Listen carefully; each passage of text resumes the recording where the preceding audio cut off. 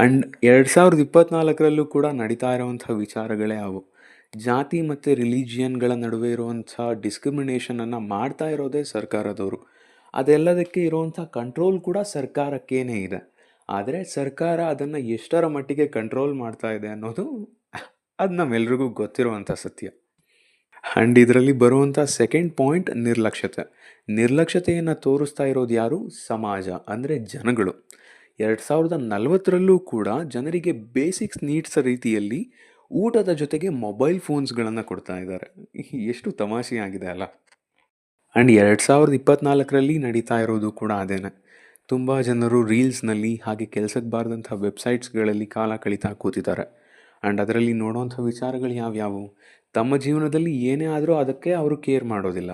ಆದರೆ ಬೇರೆಯವ್ರು ಯಾರೋ ತುಂಬ ಚೆನ್ನಾಗಿ ಬದುಕ್ತಾ ಇದ್ದಾರೆ, ಅವ್ರು ಬೇರೆಯವರ ಜೀವನವನ್ನು ನೋಡ್ಕೊಳ್ತಾ ಕೊರಗೋದೂ ಇಲ್ಲ,